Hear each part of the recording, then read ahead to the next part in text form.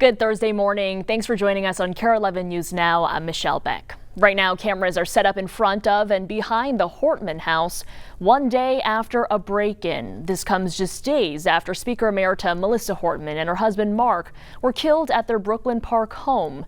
As that investigation continues, a search warrant is revealing more about the other shooting that injured Senator John Hoffman and his wife.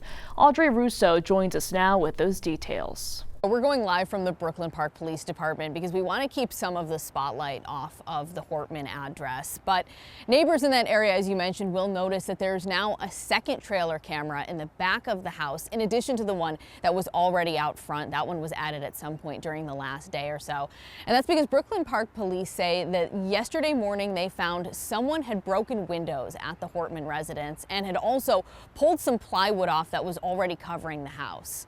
Now, the Hortman family went to the home and they looked and they said they didn't think anything was missing. But now neighbors are being asked to check their own cameras for anything suspicious that happened Tuesday into Wednesday morning. And these are the very same neighbors, by the way, who were already reeling from Saturday's shootings. It's a horrible, horrible deal that people would come now and desecrate their memory. It's very sickening that someone would do this after what happened to her and her family. It's just terrible. Now, in the last 24 hours, we've learned there was a search warrant filed for the other scene in these shootings, Senator John Hoffman's house in Champlin. Now, the warrant says investigators found cartridge casings both outside and inside the home. They also found bullets and bullet fragments in different rooms in the house, and investigators also swabbed for DNA. And tomorrow, the cities of Brooklyn Park and Champlin, where the Hortmans and Hoffmans were targeted, will hold a joint community conversation. Mayors from both cities will be there to facilitate and offer resources. Again, that's tomorrow night from 5:30 to 7:30 at Champlin Park High School. Meantime, the community filling the Capitol lawn Wednesday night for a candlelight vigil honoring the Hortmans lasting well past the 9:30 end time. Governor Walz and his wife Gwen stood with other state leaders and even the half-brother of Gilbert, the family dog that also died in the shooting. Many still coming to terms with the loss. She was always out there door knocking every door with us, and yeah, she was such a caring, kind person, and she always put the Minnesota people first and foremost. That was always in her heart. We all have to come together, all sides, and we have to talk to each other and understand each other. Now, for the first time this morning, we are hearing from one of the targets of this weekend's attacks, Representative Kristen Bonner. Police say the accused shooter, Van Spelter, visited her home in Maple Grove Saturday night. She and her family were not home. She wrote in part, quote, "The past several days have been surrounded by so much grief and fear. This senseless violence came to my door as well, placing me and my family in harm's way. I do not know why this man was filled with such hatred that he would come to my door. Divine intervention led my family to change our plans, keeping us safe." We have her full statement on KARE11.com. You'll want to hear this if you have a student planning on attending the U of M. In the last 24 hours, the university's Board of Regents passed a budget which includes a tuition increase, raising the price for all students next year, among other cuts. It is easy to be in these seats in years where there is excess money. This is not one of them. The university received no increase in state funding from the state of Minnesota for the first time in decades, and our university has experienced over $40 million cuts and rising from the federal government. So for in-state students at the Twin Cities and Rochester campuses, tuition will go up 6.5%. It'll be 7.5% for out-of-state students. Happening this morning, the Soul of the South Side Festival is taking over South Minneapolis for Juneteenth. Dan Kennedy is at Minnehaha Avenue with what you can expect. Good morning from Soul of the South Side Festival. Things going to be kicking off here around noon today. Organizers going to be setting up a little closer to 9 this morning to get things rolling down here. If it's any indication from last year, it is certainly going to be a packed crowd down here. This is video from last year's Soul of the South Side.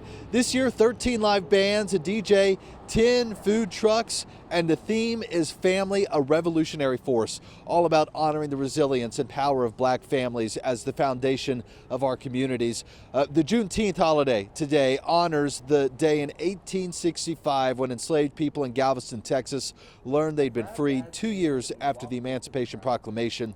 That festival aiming to celebrate Black liberation and artistry. So much planned today.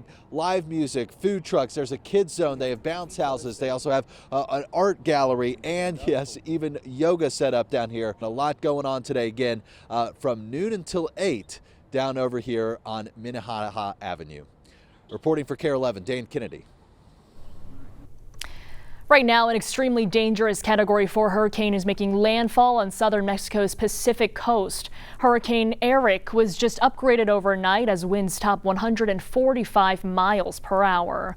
Life-threatening storm surge is expected to flood the coast. Some areas already seeing flooding from rain in the last 24 hours and heavy winds. Hundreds of thousands are preparing, boarding up and stocking up on supplies before evacuating. We know flights at the Acapulco airport were suspended overnight for the day. That's where they'll be getting the worst of the storm. New video in this morning of another round of devastating Iranian strikes in Israel. This round hitting a hospital in Beersheba. Israeli media says the hospital took a direct hit, but the extent of the damage is just not known yet. As Iran and Israel exchange fire, President Trump is weighing his options on whether the U.S. will get directly involved in the conflict.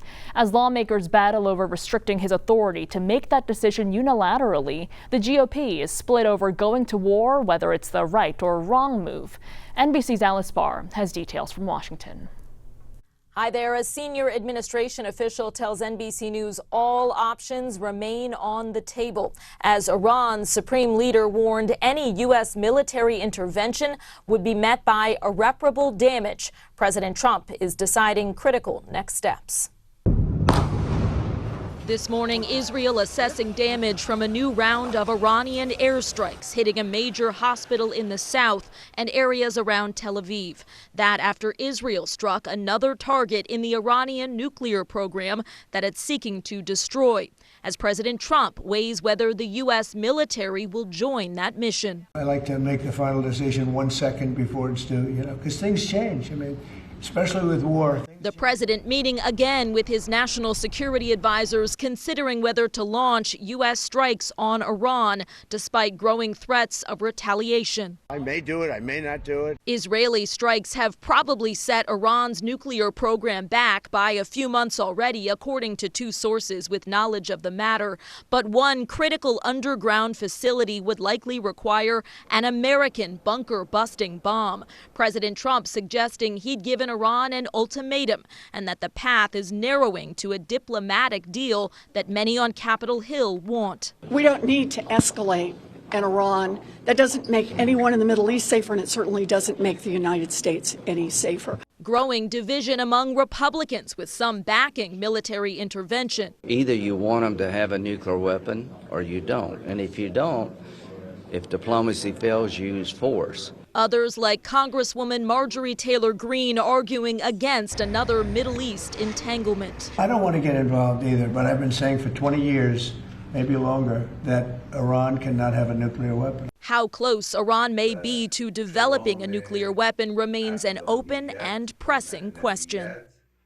President Trump said he thinks Iran was a few weeks away from having a nuclear weapon, a projection at odds with the U.S. intelligence community that, according to two sources, still assesses that while Iran has lots of enriched uranium, the government has not made a decision to rush toward building a nuclear bomb. In Washington, Alice Barr, NBC News. Developing this morning, the Federal Reserve is keeping interest rates the same for the fourth time in a row. In the last 24 hours, the Fed announcing they are keeping rates between 4.25 and 4.5%, and that is where they've been since December. Officials say they want to keep rates steady to see what the effects of tariffs actually are. The Fed says there will still be 2 rate cuts this year. Moving on to some very intense video this morning showing a massive explosion of a SpaceX rocket in Texas. This happened as the Starship was preparing for its 10th test flight, sending a massive fireball into the dark Texas sky. SpaceX saying the rocket experienced a, quote, major anomaly before starting the test flight around 11 last night. In a social media post, the company says all employees are safe and there are no hazards to nearby residents. Do stick with us. More news and weather are coming up after the break.